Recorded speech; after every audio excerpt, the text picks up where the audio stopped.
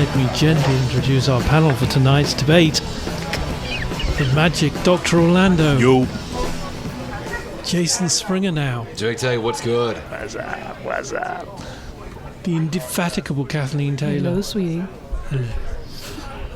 Right now, I'm kind of creeped out by what's going on here with the mics. I mean, because is this like... What is this porn That voice you got going marvel- on right now? That marvel of sophistication. Jane Carter. Hi. Betty Boop porn? I love it. Did I say the Magic Dr. Orlando? You did. Then I think we're all here. Okay, Isn't that you know what? The nuts? voice was freaky enough. The come hither eyes are just too Yeah, much. I'm not sure who you are. You're here, but I really don't know who you are right now. It's just lovely to see you all. Now you're really creeping me out, man. You are naughty, but we like you. No, we do. All right. Is it silly to mourn the passing of a childhood TV icon? In my case, a man I saw every week on a TV show, pretty much from when I can remember starting to watch TV until I left home. And I discovered that he died the other day. And I was much more upset than I really felt I should be. Can I ask who it was? His name was John Noakes, and he had a sheepdog called Shep. And he was on a TV show in the UK called Blue Peter, which, when I was a kid, came on twice a week. And it was like what we talked about, Blue Peter, and they would do things, and they would be in 1 minute they might be in helicopters, or they might be making things, all sorts of different things that they would interview. Blue Peter is a famous children's show. Anyway, he retired to Mallorca, and cut a long story short, I think he got Parkinson's or Alzheimer's or something, and he passed away. I mean, He's the one who used to say, down ship. he used to say, "Get down, Shep," Get because he down, had this Shep. dog, collie dog, who was part of the show. A phrase that took off across the UK. And so whenever he did something, if he went in a helicopter, Shep went with him. And so in the early 70s, this phrase was, "Get down, Shep, get down," and people would say it. Is that where James Brown got it from? Possibly, yes, because a lot of it came from I'm going to guess England in no the on first that. Because this definition... Never mind. 99% sure that was correct. So, there's an American has joined us. Do you, Dr. Orlando, you better introduce the American. Seth is here, but he's not talking right now. Is he a hillbilly? No. Ooh. Is he a... How would you describe yourself? Now you got to talk You in have order to talk into defend the yourself. I think that was the point of that the one. knob with the red thing on the end. Well played, sir. Well played. There it is. Yeah. Okay. Continue. I was gonna How do you defend my- describe yourself? How do you Are you a describe local? yourself, Are you man? from Lawrence? I am from In the Lawrence. mic. You need to talk into the Oh, microphone. I'm sorry. I am from Lawrence. Gotcha. That's it. I just kind of wanted to listen. I didn't mean to be part of it. Hey, man. It's welcome to the party, pal. He sounds like the barman from Cheers. Who's that? Sam He's got- Malone? No, the other guy. No, you're Woody thinking Harrelson? of Woody Buddy. Harrelson, Woody the coach. Harrelson. Okay. Yeah. But he God was- damn it! If I had a nickel for every time I was called Woody Harrelson, He looks like him too, doesn't he? A bit. I don't know. What do you think, Nah. ladies? No. No, not Not even a seeing little it. bit. Not even hearing Yeah. it. it's actually more of a Matthew McConaughey thing. Okay, I get the Matthew McConaughey thing. I see that easily. All right. I mean, right. The scary thing is that Matthew McConaughey You lives in Brits Lawrence. need to learn how to talk, dude. Yeah, you do. Anyway, so as I say, is it silly to mourn the passing of a TV personality who you've never met, but I is say in your something? life, if you must? Go ahead. Okay, I did the. You're gonna let the women big talk? Breath because I don't know if The I want to big be breast. here. big breath.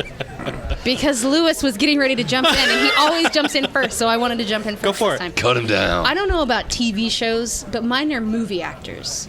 Yeah, there was a lot of TV shows that I used to watch when I was a kid, but and the last actual TV actor that died that upset me was James Garner.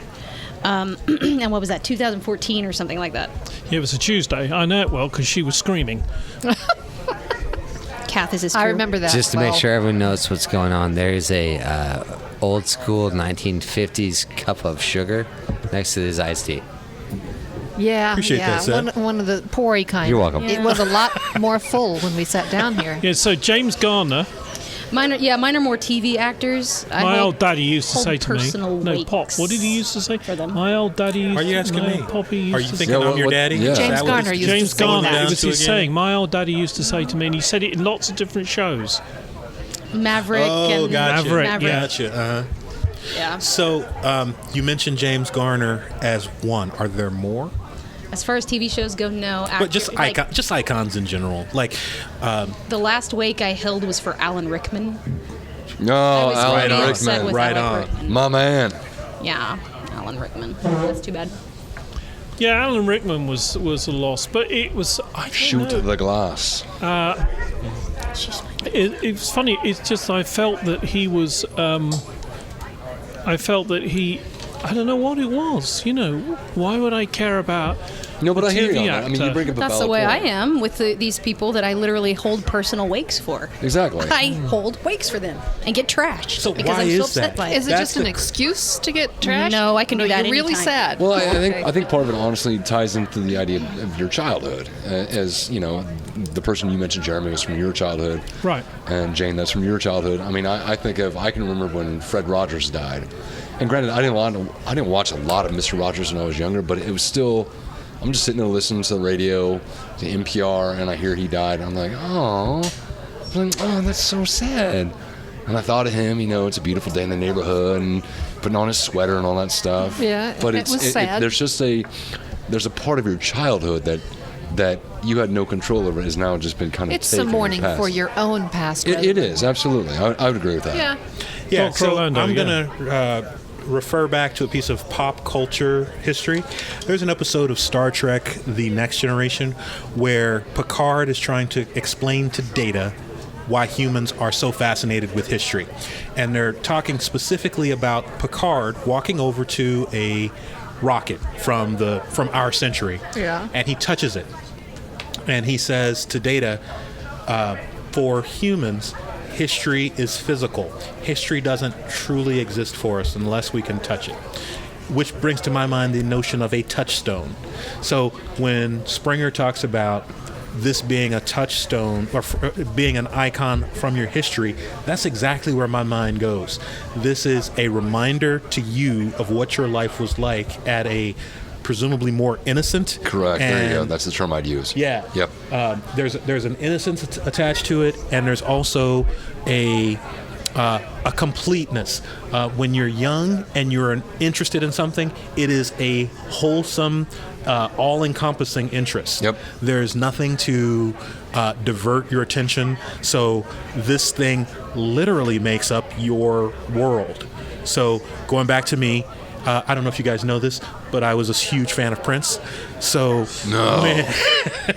when Prince died, it literally was like this huge chunk of my childhood that was no longer in existence. There was this Mine thing, was David Bowie. yeah, that I just that's can't good touch too, anymore. yeah. So, no, I don't think that it's silly at all to mourn the passing of a childhood icon or any icon. One of my later icons, the person that from the moment I stepped onto a college campus was part of the soundtrack of my life, was Chris Cornell. So Oh yeah. literally, like I moved to college. The first day I went to college, I unpacked all my shit and went down to the record store there on Green Street in Champaign, Illinois, and walked into the record store and Go Illini. yeah. Well, for me, it was Outshined. Came on through the speakers, and it was literally like I was hearing music for the very first time. Yeah. Seth, So- you were going to bring up like another music hero or sports hero. Who was it for you that? Oh that no! passed? I think I got off the topic. I was bringing up heroes in kind of along the same thing that. Kind of along the same thing he was just talking about, but I didn't know that I had music heroes until I looked back on my life. That's very good, because I'm a lot older than most of you guys. No. And I know I don't look it, but I was listening to, because I listen to a particular radio station and it often plays Queen. And Freddie Mercury died in the early 90s. And I find that very hard to believe. As far as I'm concerned, he died a couple of years ago. Yeah. Maybe 5 years ago. That's kind of the way I'm going to be when Bob Seger passes. When he passes, that's it. Mm-hmm. That was my musical childhood. This wasn't. That's when we lose people that sort of like David Bowie, for example. I can't listen to Starman now without getting a bit emotional. Oh yeah. But this was different. This was a TV guy. This was on a children's TV show. And I thought I was trying to think how to explain it. But imagine that Saturday Night Live went rogue and shot Big Bird. What I would imagine happen? that all the time, actually. What would happen? Essentially, you lost your first teacher. That's what you really lost. In many Oscar the ways, Grouch yeah. was the real That's really gangster. what you lost, and that's why it has such a profound effect on Ernie all of us. was OG. Because we all, whenever we have these emotions, we've lost our Yes. first teacher. So, like Ron Howard, he was in Andy Griffith Show. He was Yeah. in Happy Days, and ever since then, he's just been directing all the movies that everybody loves so much. True. So, I suppose Porky's? then I could see what you mean by that, at least because I know there's a generation who loved him. Like he was the little boy. Well, there's who became another the Brit teenager. in England, a lady who's here in Lawrence, who is a KU professor, and I posted this question, and she said, no, he defined us, and she lived 300 miles from me and would have watched the same program. It was just weird. Kathleen, have you missed anybody? Has anybody? No. No. You just don't care, do you? No. No. Afraid I don't have any musical heroes. It doesn't have to be music. I mean, I thought I don't have Any any kind of icon. heroes. I am just so far above all of this. Sorry. Sorry, I didn't mean to laugh out loud at Did that. you bring it back to TV heroes? Yeah, it was losing a TV hero. I'm sorry that I got off on the tangent, but I'll tell you a TV hero I lost. It's actually a good one. Anyone ever watch Family Ties? Yes. Talking about Oh, Mr. yeah. Alex P. Keaton. Alex P. Keaton. Goddamn right? I already right. Yep. thought about that too. Yep. I was like, remember Teen Wolf and all the corny No, shit? no. No. No, You're not thinking about the but knit as tie. a young, very watched the young show. white man in the 80s, right? I thought Alex P. Keaton was cool as hell. No. I still am a brother. And Alex P. Keaton was like the definition of what it meant to be young and cool and conservative. Exactly. All at the same time. Yeah. And it strikes me that everything that he stood up for then on that TV show, I thought it was so cool, but it's not what I actually stand up for in real life now. But the way he presented it made it seem very cool to a younger generation. And I actually will give Alex P. Keaton credit for opening dialogue between a lot of other people, because his parents in the show were the most liberal people in the world. That's true. They were very liberal and compared so to Alex. you got the dichotomy between a son and a parent of doing different things and thinking about things differently. That is true. And his parents supported him, even though his politics were completely the opposite of his. Yeah. Yes, sir. 100%. And he loved his parents, Yep. and he didn't think any less of his parents than he did anybody else. Exactly. You just described every episode ever. Yeah. Yeah.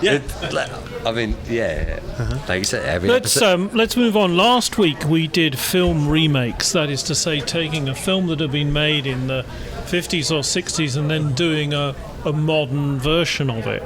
And I was listening to somebody, it may have been Van Halen, doing a read of The Kinks' "You Really Got Me," and I just was thinking about bands today, whether it's Justin Bieber or someone a little bit more serious, the Foo Fighters or something, doing a famous 60s song, you notice none of them dare go near the Beatles, but other bands like that, and I just wondered whether anybody had any thoughts on that. Dr. Orlando. Okay, so I actually spend a lot of time thinking about this outside of the podcast. Yeah, so I've come up with this theory that it's basically an 80-15-5.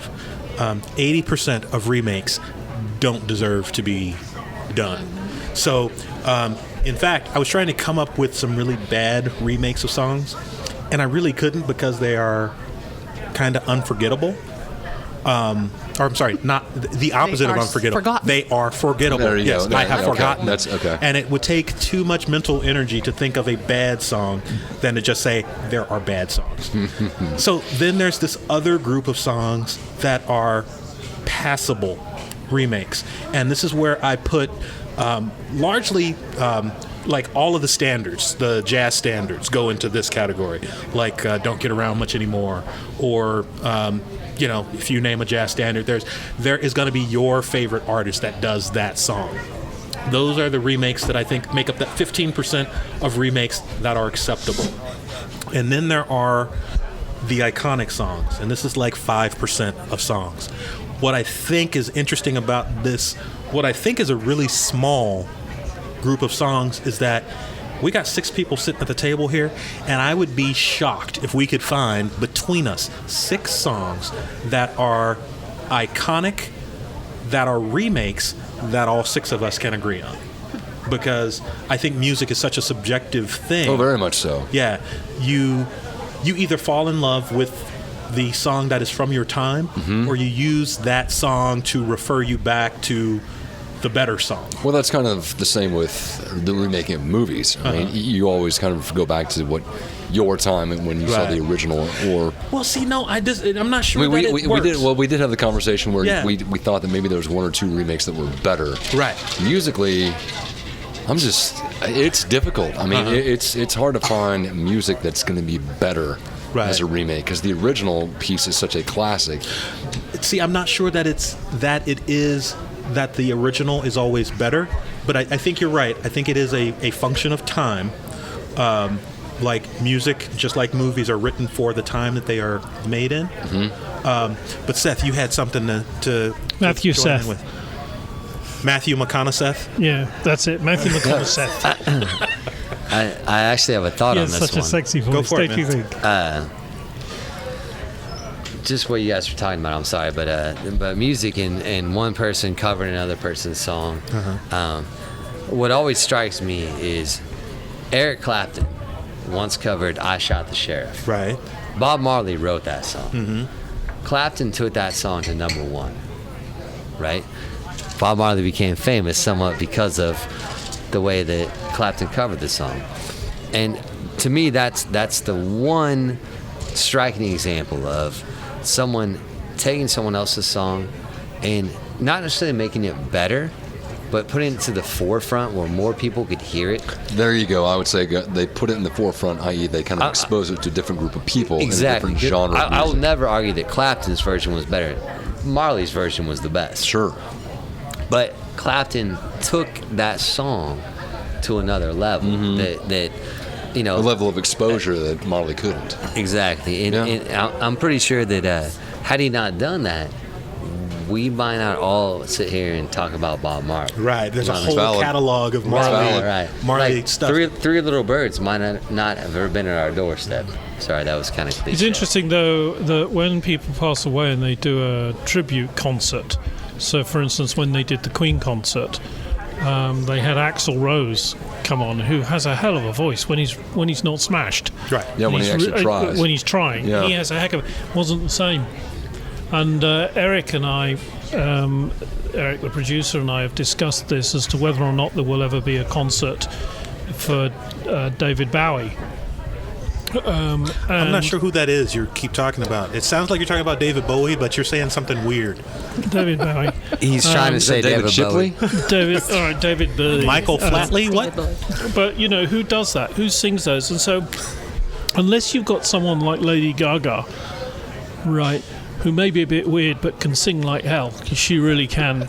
I will actually agree on this. Yeah. Lady Gaga can sing like hell. She can sing like a son of a bitch. She is quite something. Those are compliments, right? Yes. Oh, good. Yeah, 100%. That's a compliment. Glad to She hear it. she has a voice. Actually, the And I like producer her would like freak to say flag. something. Excuse like us her a for lot. the producer. One thing we did talk about, though, was David Bowie and Annie Lennox's version of a Queen song that was pretty fucking badass. Right. Oh, I've never heard him use the F word before. Ooh. It's good. Is it better than the original? Well, right, you know, under pressure. Under pressure. That's right. Yeah. There's quite a few of them where really good musicians Just so you know, have taken on something. Vanilla Ice made that song first. I have a question. Because it I have a went question. dun dun dun dun dun dun dun. Which There you go. song Exactly. do you think you have heard the most versions of? And I have the definitive answer right here, but you tell me what you think. What song have you heard the most different versions Well, of? now Most I of don't them even care very, to think. very Now bad. I just Not want to hear yet. your answer, actually. Now you got me curious. I'm sorry. The most versions of the same song? Most versions of the same song. Star Spangled Banner. You got it. Well, no, national anthem. Yeah, yeah. Say that's right. No, he's actually right. Yeah. It is the Star Spangled Banner, Yeah. which happens to also be the national anthem. I would It's love also the a actual meaning of it is. drinking song. Yeah. That's what it was Yes. written after. Yeah. But most of them are so horrendous. An old Anacron, too old Anacron. Awful, awful. And Yeah, you they're know trying to what? do You're them now up you're so going bold. fancy and ridiculous. I'm like, Above just keep my knowledge. playing. Too far. Yeah. Too Above far. my They just want to be on air And longer. as a Brit, I do like to point out, with regard to that particular little ditty. Is this going to be some white people are great thing? Because I've had enough of that today. No, I just want to point out that it was Is this your written. first time here on the It show? was actually written after breakfast on the deck of a British warship. It's actually a drinking song, but that's a different story. So hold on. I actually had a request of the group. I would actually kind of like to go around and see if there is a common song, if there's a song that we can agree on. Did anybody come up with a remake that they enjoy better than the original in prep for this question? Okay, I've got it. Go for it. Iconic Tiffany. I think we're alone now. God damn it, that's good. I gotta agree. Holy shit. Unfortunately, I'm going to have to agree with that. How about you, Springer? I can't think of anything better, to be honest. Okay, I got two. I'm kind of ashamed of myself right now, but yeah. By the way, Springer, you're going to be embarrassed when he tells you this. Okay, Of course. First one, Aretha Franklin's Respect is a remake of Otis Redding's Respect. Nobody even thinks about the fact that Truth. Otis Redding recorded that song and released it first. Yep. Aretha made that song into her own. The other one, and there's one person that I think might disagree with me, and he's sitting right there. Johnny Cash's Hurt. No, took a- I don't disagree with you at all. He took a relatively No, I unknown don't Nine disagree Inch with you at Nails all. song and made it into an iconic masterpiece. Now, as far as it being relatively unknown, I don't know about No, that. no, no. I'm sorry. If you're a Nine Inch Nails fan, you know that song. But if you're not a it's not a song If you that had a got radio television, play. if you had a television at that time, you would turn on MTV and it'd be on. Okay, that might be. You might be right there. Truly, I've never seen the video. And for her. one additional song I would give you is George Thorogood and the Destroyers. No. I like One the bourbon, original one better. scotch, and one beer. I think the original kicks its ass. Hey. All right. I'm just, Hey, as long as we can all agree that Limp Bizkit covering Faith was not one of those songs, I think we're all You good. know what? You got my vote there. yeah. Or Smashing Pumpkins doing Landslide. Yeah, you've heard this, right? The I don't think Stevie I've Nicks heard this. Landslide. I don't think I've heard it. Horrible. I'm glad I haven't heard that, actually. Absolutely Strangely, wretched. because I feel that my ears he only will bleed gets if I to heard have that. 3 interruptions per show. Our producer again wants to join in. This is his second, and he and Take my seat. No, I'm just throwing. Well, it was your inspiration. You were talking Clapton. I think Clapton remaking his own song in Layla. I thought it was Word. pretty good. I like that one a lot. That is a fantastic. Okay, but then you Can I ask you a question back to the producer? Well, then we go into this argument real quick. I already kind of gave away the answer, but what movie ends with a lot of guys dying and just the piano track of Layla playing? Oh, Goodfellas. Goddamn Yeah, right. that's the Derek and the Dominoes version. I like the acoustic. Yeah. It was also playing Clapton at the version. end of A League of Their Own, by the way. Thought I'd throw that All out right, there. what were you saying, Completely Springer? different films. But Well, then you go into this whole idea of, okay, when a band actually goes like MTV Unplugged, Right.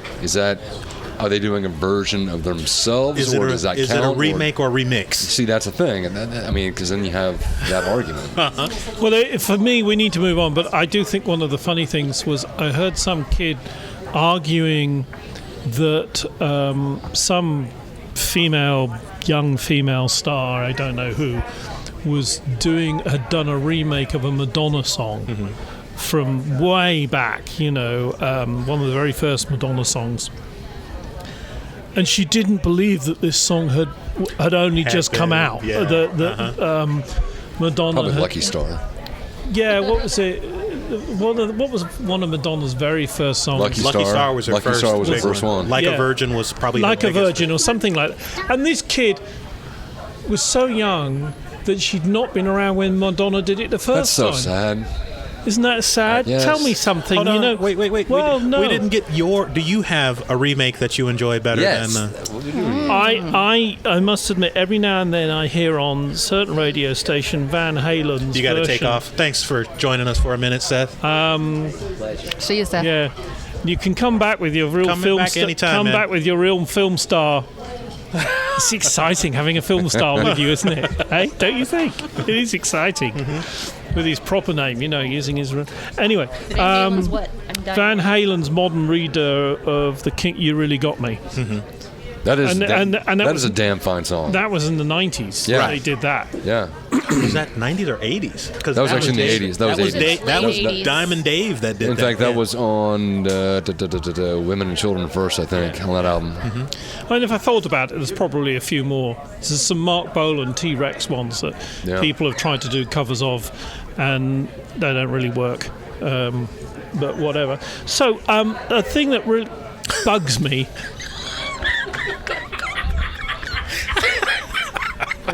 That was perfect. Yes.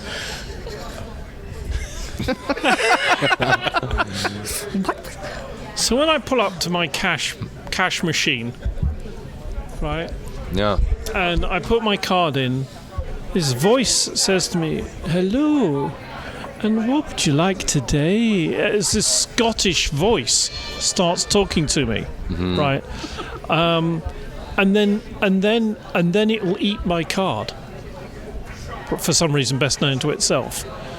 And then I have to do various things, and then maybe if I'm very lucky, I get my card back. The Scots don't like you. The Scots don't like Well, Brits. you are English, so yeah. But that's a really, given. my question was, And what he's German. annoys you most about self-checkouts and cash machines? Okay, I can tell you right off the bat, and this is right off the top of my head, but it's the most annoying thing. Whenever I'm checking something out, and I'm just doing it myself, but then it says, "Stop, valid ID needed," or "age requirement needed," and I'm just getting like some, I don't know, I'm just getting some cough medicine, and I'm sick, and I just want to go home and lay the hell down. But no, I gotta wait for a little Betty Boop to come over and I have to show her my ID, and I'm like, just look at me. She's half your age, right? Clearly, I am old enough. Just look at the gray in my face. You know what, though? If people like you stopped going to every grocery store in town and buying 7 boxes of cough syrup, I know. then we wouldn't have this problem anymore. But still, all she had to do was just turn around and look at me. And boom. Or, Billy Baxton over there, he's looking at me and he's like, "I don't know what to do." I'm like, clearly you know what to do. I am old enough. I look at the bags under my eyes, for God's sakes. But no. Kathleen, what annoys you most about self-checkouts and cash machines? Small surface area. You get up with more than 3 items and they don't fit on the checkout. Kath's a Load. size queen. Yeah. And then it does that thing where it's like, you have taken something off of, you know what I mean? Yeah. Like, you have removed a bag, and you're like, yes, because there's no more. Please place your right. items in the bag. I'm like, it's in the bag, man. What do you need for me to do? Do I need to Yeah. crap in that bag? They are not And perfected. then the machine locks up, and somebody has to come over anyway Yep. to unlock it. Yeah. So that was my answer. Plays off pretty much what you guys have just said. Anything that makes the automated system take longer than it would if I was dealing with a person is an annoyance for dealing with the automated system. Yes. So if it is not being able to scan some item properly because the barcode is, been smudged, or I got to stop because I want to buy a box of cough syrup and the thing doesn't believe that I'm over 21, or somebody has decided that whatever this completely natural, homeopathic chemical is, or homeopathic pill is, can't be bought by anyone under 18. Hell, even a box of rubbers. You can't go buy a box of rubbers that make you show your ID for that. I've been married way too long. I wouldn't know anything about that. I know. I'm just saying from experience. Silly people occasionally go to places, don't they? And when they've got a professional talk show host and his producer present, they think they're going to get away with that. So what do you mean by rubbers? What are rubbers? There's things called galoshes, and whenever it rains... There's Wellingtons. Well, okay. Yeah, what you wear on your feet. Or Paddingtons, as you wish. Yeah. Or what? Or Paddingtons. Paddingtons. Paddingtons. You guys don't just call them willy covers over in Britain? No. No, Wellingtons. Don't You wear don't them. wear those on your willy. No. No. So Wellingtons. Do you know what they're called in Australia? Boots. Surprise me, man. Go on. What do you got, Chuckles? Come on now. Well, there's a funny thing that in Australia, sellotape, sticky tape, right, is made by an outfit called Durex. Just coincidence. And in England, condoms, so that is what we are talking about, are made by an outfit called Durex. No relation. They make direct And one of the funny things that the ladies in a certain part of London where Australian students tend to land is that they walk into stationers to go and buy their pens and books and everything to go to school, and they ask for a packet of Durex and or Durex on a roll, which is even funnier. Actually, that would be quite handy. And well, in your Intended. case, you could have it just above your bed, couldn't you? And just pull it down like taking a ticket, next in turn. You don't have to dig through a drawer. I can just be like, oh, next ticket, please. All right. And they have number on them. You could set it up so that the millionth customer, the lights go off. Ooh, balloons drop down from the ceiling. Yeah, I like that. Bells go off. But of course, the ladies. I wouldn't trust those balloons. The ladies in the stationer's shop, who are selling books and magazines and newspapers. The balloons are bad. They're all. They get to be able to shout out at the top of their voice for this 19-year-old Australian who's been in England 2 days. Packet of. So, I think for me, checkouts. I think the committee has come up with it. It's when the checkout gets confused, and so I'll give you a little secret. When you go to Walmart, go to the automatic checkouts, and then look to your left or right, depending on which Walmart you're in, and there will be a human checkout with a human. Yeah. All things being equal, I have found that at least 2 times out of 3 there's no one in that queue, and it's quicker to go through and talk to the person. Very much so. You know what this is most instructive about?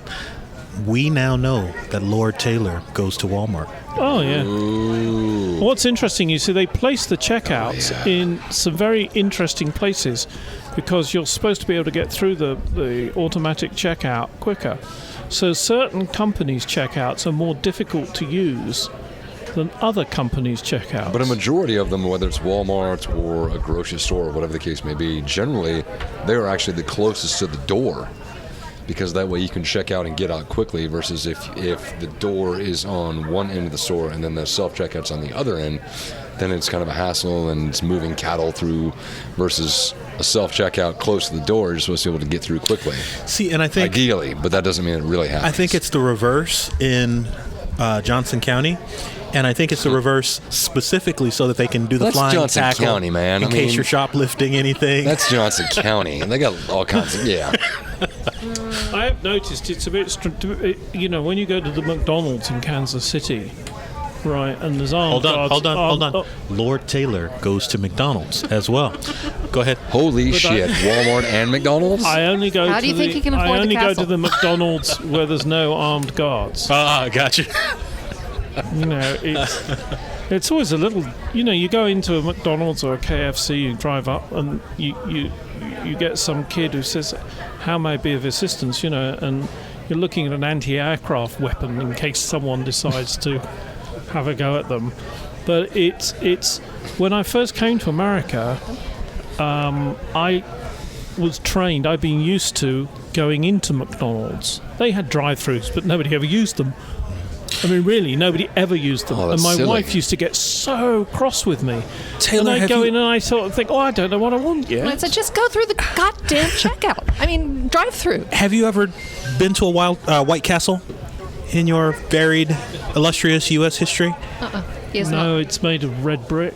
No. mainly, and White Castle granite. is a white building. It's about it's about a quarter the size of a McDonald's. Yeah. And they will sometimes have drive-through, sometimes not. But you usually walk in, and it is exactly what you just described. Like the people are behind a white plexiglass. Yeah, they're behind window. a partition. Yeah. And there's Really? cameras looking down Oh, yeah. at you. Because they're open until like ungodly hours, 3 or 4 in the morning, past all the bars. Uh-huh.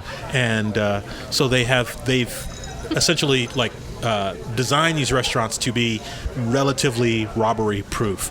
And your description of McDonald's is much more appropriate for White Castle, especially a White Castle in the city than a McDonald's. Valid. I mean, I've even been to like McDonald's in Southside Chicago, places in New York I probably shouldn't have been.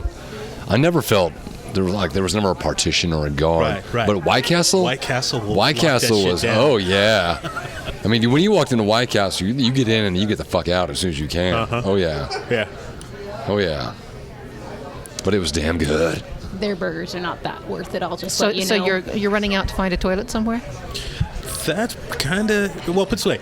Usually when you're having White Castle, you are either drunk or hungover, and you've got not a lot of money. There you go. Or you're poor, and you counted the change before you went. Yeah. Because you could buy a burger for 25 cents. Yes. Oh my. So, you go into White Castle. You wouldn't just order does it a have burger. actual meat on it? I was It gonna does. say, hence, their burgers are not that Yeah, good. but you would go to White Castle and They're you would, about that big. Yeah, you Yeah. get a Like like a sliders. 5-pack Yeah. of sliders. Yeah. And you know what you're getting. I mean, there's no. If you're eating sliders, what do you expect to come out the other end? Well, see, exactly. Silly boy. that's why they're called That's why they're called sliders. They don't just That slide was down a your good gullet, buddy. one. Slide on out. If you're yipper. Okay. Next subject. So, we always try to do something serious on Wednesday Night Undressed, or Old Farts Complaining. And I've been trying on various radio shows and stuff to get people to start to think about things. So think about healthcare and also service to the country. And we asked recently about a national service. So this is non-military service to the country. In talking to various seniors, as I have done, about this idea, voluntary would equal 1 year's service. Non-voluntary, i.e. they have to come and find you, 2 years. No exceptions for school. Only exception unless you are already in the forces or maybe a doctor or something like that, or a nurse. So now you've had time to think about it. What do you think on the basis that it is going to happen? You just happen to have a bit of influence to tweak it. So this is, in this scenario that we're talking about right now, it is going to happen. So how would you tweak it? One of the biggest things you'd have to address is whether you are voluntary or non-voluntary. It's because you said school that doesn't count. So what do you get if I volunteer? What does the government, how do they repay me so I can go to school or so I can continue my life onward and upward? You go to school afterwards. But do I still have to pay for that? The year that I just spent working for the government as a civilian, the year I just spent doing that, No, I could have. you get paid. You do get- the, okay. the first thing is you should get paid So I'm getting paid. Okay. good wages. I mean, Okay. decent, So then I'm grown-up wages. Okay, if I'm being reimbursed. Union rate. All right. Then it has some possibility. Dr. Orlando. I would. And I'm looking for something deep from you. Deep and That's what philosophical. she said. Sorry, I wasn't deep enough, buddy. I'll try harder next time.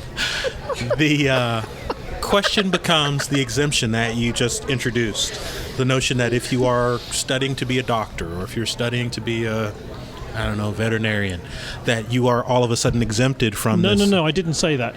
You Did he just say serve. that? You no, did just say that. No, I didn't. What I said is, so now you know, unless you are in the forces, or you are, or working you are- as a doctor or a Right. nurse. How or can you something. work as a doctor straight out of high school? Well, Yeah. you can't. Clearly. Okay, so then that doesn't count. Yeah, it's- No, but he did say that, right? he did. I mean, It didn't make Well, any sense. what I'm No. trying to get at is it would have to be tweaked. So maybe there's a 5-year window or something. It's like selective service right now. No. But you have all signed up for selective service. All of That- you. What's is true. What's that? Yeah. we do have to do that when we turn 18. That is true. No, you do it when you get a driving license, actually. No, you have to do it by the time you're 18. Yes, that's correct. If I knew what this thing was that you're talking about. No. You got your draft card. Yeah. I think that the notion that it's somehow volunteer and compulsory is also problematic. It would make a lot more sense to me if it's just a solid 2 years that. Well, I'm going to back Wait, up a little bit. By that 2 years, are you saying 2 years volunteer or 2 years compulsory? I'm saying 2 years compulsory. I'm Okay. saying that there's absolutely no reason to say that if they. I'm sorry. Two things. I am in favor of the idea of compulsory service to your country. That just as a blanket statement, that makes sense. We've got enough shit wrong with where we live that everybody pitching in a little bit fixes a lot of things. So then you have to think about how much money is going to be spent on the training for these individuals, depending upon what they do. I don't care. I think that it's worth it. And why 2 years? Because there's not a whole lot you can learn in one. Whether you're talking about a trade, a skill. I'm not disagreeing with Yeah, you, no, man. I'm I'm just- trying this to. is kind of where I'm. This is sort of That makes this is in sense. general between high school and college. 2 years is a significant amount of time. Very much If so. you're in mathematics, for example, Yeah. the edge goes off by 19. Or You if might you're as well in just computing, have There's a Technology. I mean, it's yeah. There you is don't want to a- skip time that- in well, those see, productive years. I'm not sure that that's true. I have for sure heard the anecdotal evidence or wives' tales or however you want to describe it that there's no mathematical advances that are given by people that are past the age of 25 or whatever that magical age is. To solve the problem, though, what you could do is, let's say, you have this desire to learn about technology and computing, what have you. So because of that, you are chosen. The government will choose you and force you to. Not necessarily force you. If it's compulsory, they're going to force you and put you in a program where you will learn about computers, but you're learning about computers for the government, and you work for the government Yeah. for 2 years. Yeah. Now that way, if you Keeps have it fresh if you have an and- interest, yeah. you can actually follow your interest, but still also serve your country at the same time. Yeah, perform your duty for your country. So for me, the question of there being a national service, quite honestly, I think is a good one. I think it's a worthwhile endeavor, and I think that it will. Presuming there's no corruption within the system, I know this is the big problem. Presuming there's no corruption within the system, will make progress to addressing some of the problems that we have in the country: failing infrastructure, people not understanding the role that politicians play, understanding the difference between their ward or their precinct or just kind of what have you. There's a lot of things that this addresses. What all of a sudden becomes problematic is when you start introducing the notion of, well, this person is going to be a doctor, so we can't. Yeah, we there's don't got to wanna- be no Exactly, and exceptions. that's where Yeah. I was going with this. Is that I'm thinking of people like President Trump and 100,000 other men who avoided duty because they, and then fill in 1,000 different reasons. Have the ability to do so. I'm thinking, how many of those people who avoided that service was because they didn't want to go to Vietnam and get shot dead? What would they have felt like if they were going to be taught how to build a bridge, or teach kids, or work in a hospital, or a myriad of other things? Well, it's funny you say that because, I mean, what you were talking about, this program, it already does exist, except it's volunteer. It's Teach for America. That's pretty much what that program is. is you are teaching, you're trying to make our country better. You're serving our country, trying to educate our children. And that's pretty much what it is. The difference but here is how many options are you going to have available? So if you want to go and you want to serve your country, then how many myriad options are there available? Armed services, teaching, construction, etc. I mean, at what point do you cut it off? Because at some point, I would think that the cost of all of those programs is going to outweigh the benefit, I would think, at some point. I mean, economically, there seems to be some kind of issue. At some point, you have to kind of prioritize, like, what are the options? There are other countries that do this already. And that means there are a lot of models that we can draw from. We can draw the lessons from. We can look at what works and what doesn't work and how to do it properly. That would be nice if we actually did do that. We can't do that. We're America. That's kind of, we tend to like to say our way is the best way. Scream. What do you think, Jane? Oh, hello. Hi there. I'm actually really digging what Dr. Orlando was saying. I kind of believe that the cost would eventually balance out in the end. I really do think that. And the reason I guess maybe I was thinking with what Kath was saying, there are other countries that do stuff like this, but the very first thing that pops into my head is education. And how there are other countries that have a system put into place where they don't have this outrageous debt that we accrue when we go to school, because they believe that if they invest in their future's education, that they will get paid back for it in the end. That's the very first thing I thought of when everybody starts talking about this. So I really think that there could be a system put into place that would do essentially the same thing. Now, granted, I'd have to read a lot more about all this and do some research. What I find interesting is that you get a lot of kids, certainly in America, I know in the UK, who join the military because they don't have another job. They live in a part of the country where there's no work and what have you, and they know that they can join the military, and the recruiting sergeant says, "Don't be stupid, you're not going to get shot at." But anyway, they join up and they find themselves in somewhere terrible like Afghanistan or Iraq or what have you. But when they come back, don't fuck with them, because they've learned how to look after themselves. They've learned to work with other people. They've learned to communicate with people. Some of them don't. And they have learned to kill. Some. But a lot, far more than the few who just come back and what have you. The point is that they can, even if they have shit for brains, frankly, they can still go and work in a McDonald's, and all of a sudden they're managing those McDonald's. I very much agree with you. Yep.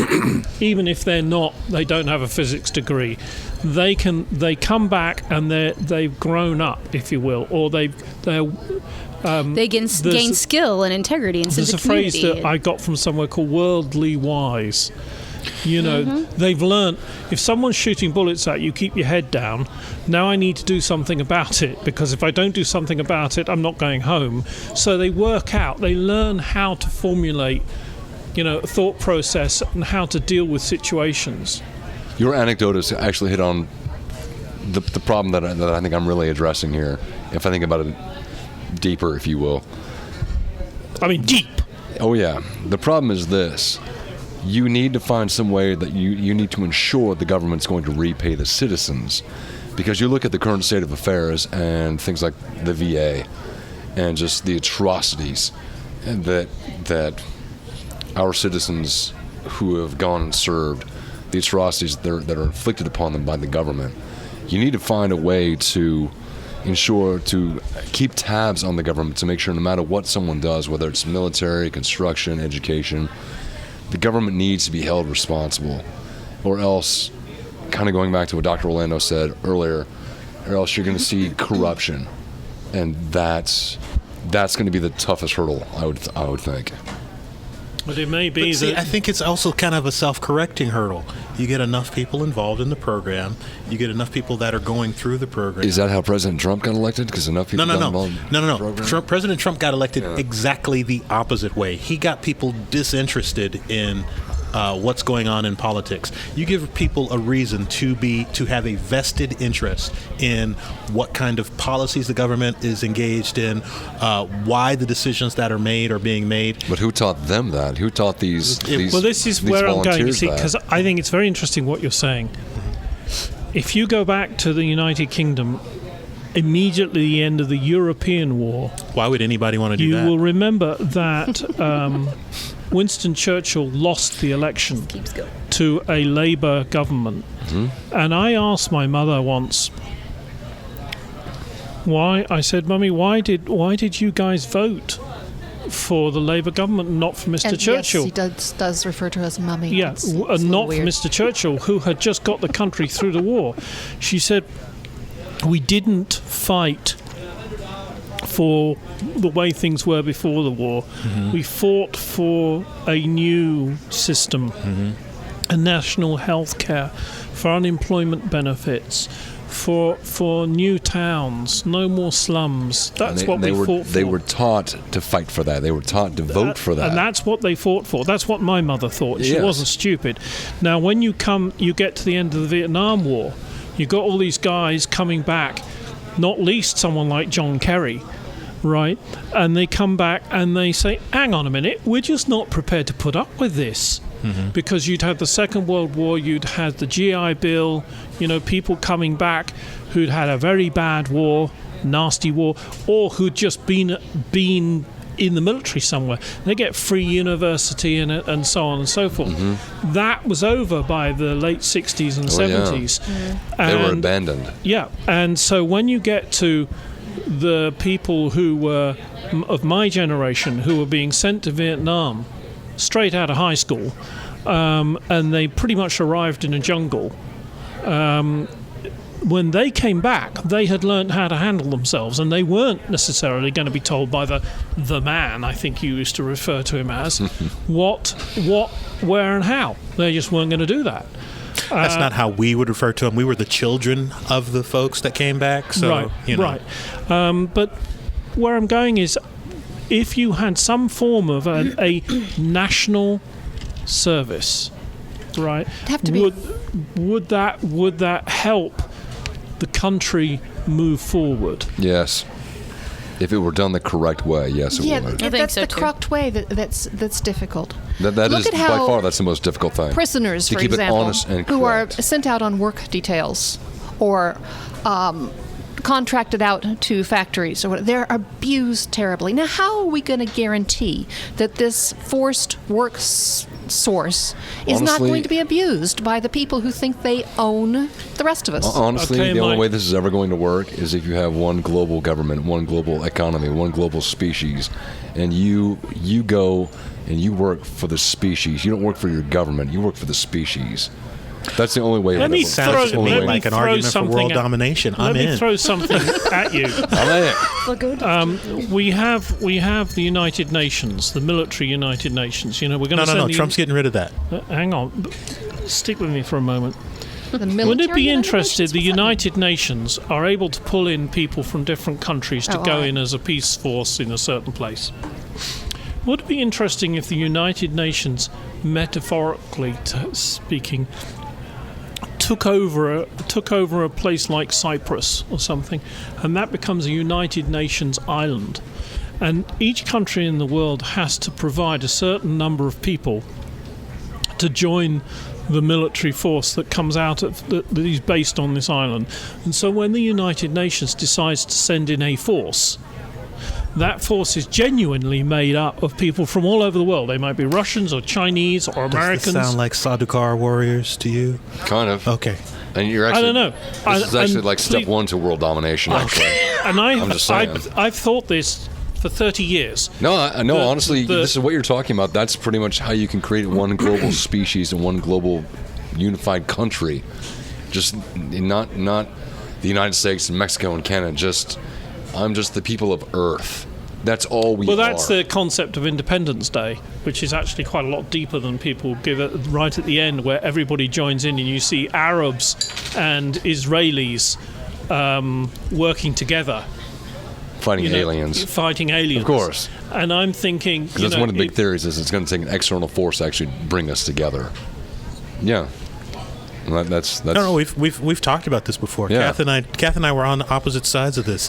I am firmly on the side that we will not see cohesiveness between all the different countries of the planet until there's something external to the planet that we perceive as a threat. It could be internal, though. It could be a virus or a disease that's going to wipe out I our don't think species. that would do it. I don't think that would do it. And I don't know. think, I think you're an optimist.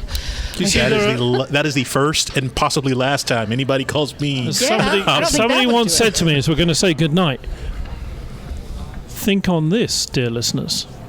Listener. What would Hi, happen? Sam. What would happen to mankind? Not womankind, mankind. If someone removed yeast. Okay. All right.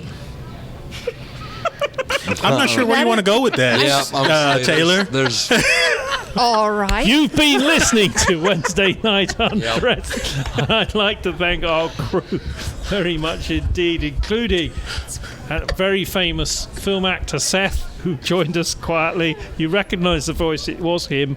The magic Dr. Orlando, the indefatigable Kathleen Taylor, that legendary marvel of sophistication, Jane Carter.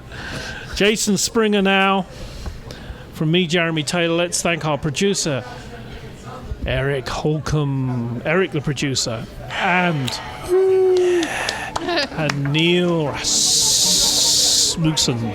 Take your top off. Take your top off.